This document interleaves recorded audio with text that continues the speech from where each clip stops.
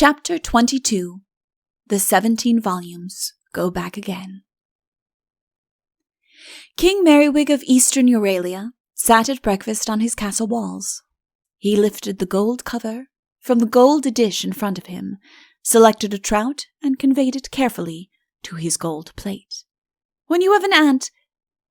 But I need not say that again. King Coronel of Western Euralia sat at breakfast on his castle walls. He lifted the gold cover from the gold dish in front of him, selected a trout, and conveyed it carefully to his gold plate. When your wife's father has an aunt... Prince Udo of Araby sat at breakfast, but one must draw the line somewhere. I refuse to follow Udo through any more meals. Indeed, I think there has been quite enough eating and drinking in this book already. Quite enough of everything, in fact.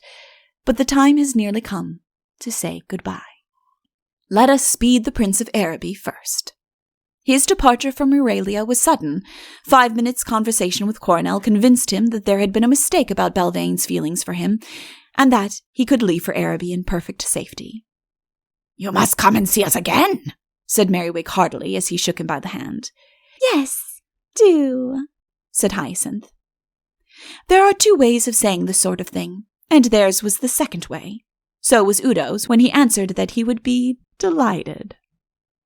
It was just a week later that the famous double wedding was celebrated in Euralia.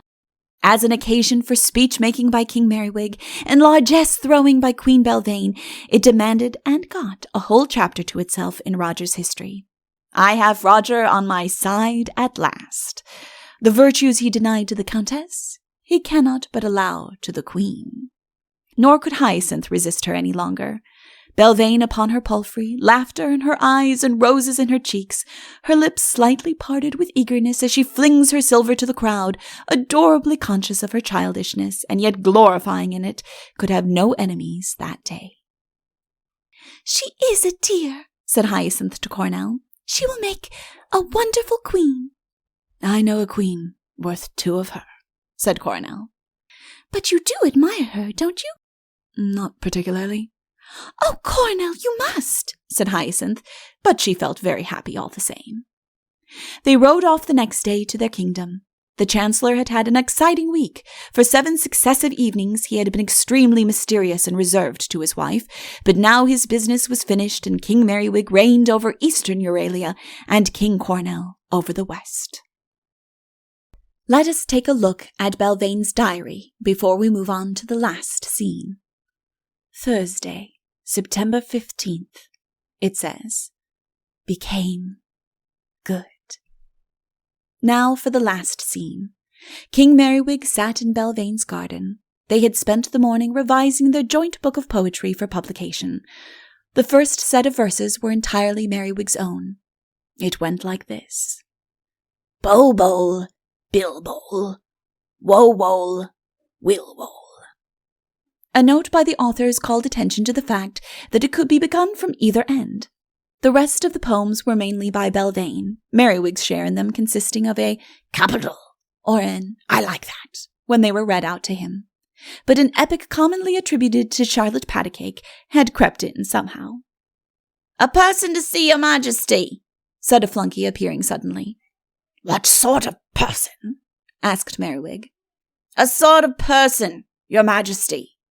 "See him here, dear," said Belvane as she got up. "I have things to do in the palace." She left him, and by the flunky returned with the stranger. He was a pleasant-looking person with a round, clean-shaven face, something in the agricultural way, to judge from his clothes. "Well," said Merriwig. "I desire to be your majesty's swineherd," said the other. "What do you know of swineherding?" "I have a sort of natural aptitude for it, your majesty, although I have never actually been one." "My own case, exactly. Now then, let me see. How would you—" The stranger took out a large red handkerchief and wiped his forehead. "You propose to ask me a few questions, your majesty?" "Well, naturally, Let me beg of you not to. By all you hold sacred, let me implore you not to confuse me with questions."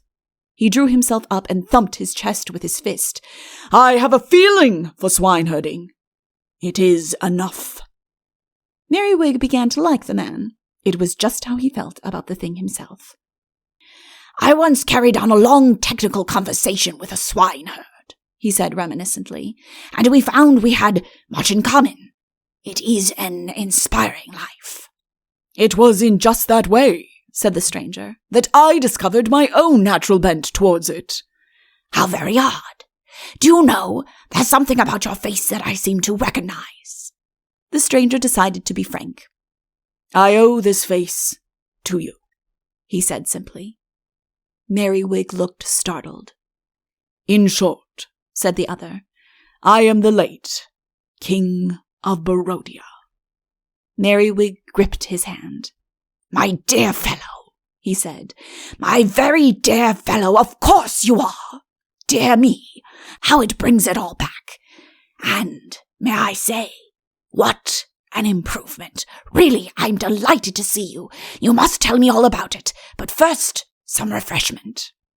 At the word refreshment, the late King of Barodia broke down altogether, and it was only Merriwig's hummings and hawings and thumpings on the back and later on the refreshment itself which kept him from bursting into tears.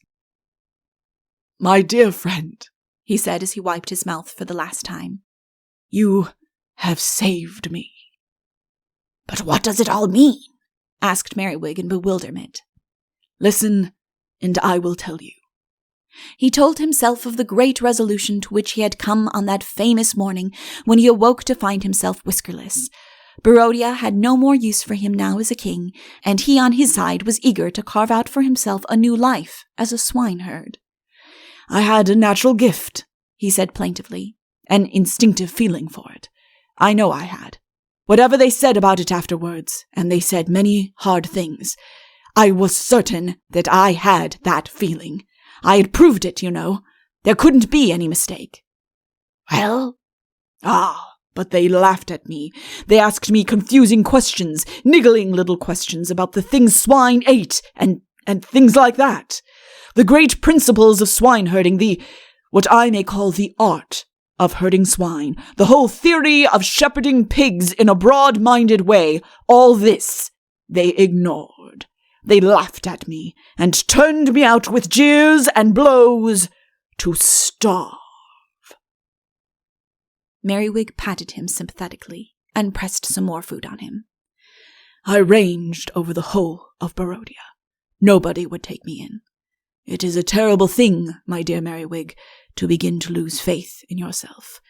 I had to tell myself at last that perhaps there was something about Barodian swine which made them different from those of any other country.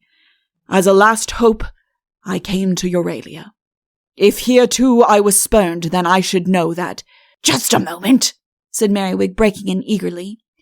"Who was this swineherd that you talked to?" "I talked to so many," said the other sadly. "They all scoffed at me." "No, but the first one, the one that showed you that you had a bent towards it. Didn't you say that?" "Oh, that one. That was at the beginning of our war. Do you remember telling me that your swineherd had an invisible cloak? It was he that—" Merriwig looked at him sadly and shook his head. "My poor friend," he said, "it was me." They gazed at each other earnestly. Each of them was going over in his mind the exact details of that famous meeting. "Yes," they murmured together, "it was us." The King of Barodia's mind raced on through all the bitter months that had followed. He shivered as he thought of the things he had said. The things that had been said to him seemed of small account now. "Not even a swineherd," he remarked. Come, said Merriwig. "Look on the bright side. You can always be a king again." The late King of Barodia shook his head. "It's a come down to a man with any pride," he said. "No, I'll stick to my own job. After all, I've been learning these last weeks. At any rate, I know that what I do know isn't worth knowing, and that's something." Then stay with me, said Merriwig heartily. My swineherd will teach you your work, and when he retires, you can take it on. Do you mean it? Of course I do. I shall be glad to have you about the place. In the evening, when the pigs are asleep, you can come in and have a chat with us. Bless you, said the new apprentice. Bless you, your majesty. They shook hands on it. My dear, said Merriwig to Belvane that evening, you haven't married a very clever fellow. I discovered this afternoon that I'm not even as clever as I thought I was. You don't want cleverness in a king, said Belvane, smiling lovingly at him, or in a husband. What do you want, then? Just dearness, said Belvane. And now my story is done. With a sigh, I unload the 17 volumes of Euralian history from my desk, carrying them one by one across the library and placing them carefully in the shelf which has been built for them. For some months they have stood a rampart between me and the world, behind which I have lived in far-off days with Merriwig and Hyacinth and my Lady Belvane. The rampart is gone, and in the bright light of today which streams onto my desk, the vision slowly fades. Once on a time. Yet I see one figure clearly still. He is tall and thin, with a white peaked face of which the long inquisitive nose is the outstanding feature. His hair is lank and uncared for, his russet smock, tied in at the waist, wants brushing. His untidy cross-gartered hose shows up the meagreness of his legs. No knightly figure this, yet I look upon him very tenderly, for it is Roger Scurvylegs, on his way to the palace for news. To Roger, too, I must say good-bye. I say it not without remorse, for I feel that I have been hard upon the man to whom I owe so much. Perhaps it will not be altogether good-bye. In his 17 volumes there are many other tales to be told. Next time, if there be a next time, I owe it to Roger to stand aside and let him tell the story more in his own way. I think he would like that. But it shall not be a story about Belvane. I saw Belvane, or someone like her, at a country house in Shropshire last summer, and I know that Roger can never do her justice. The end.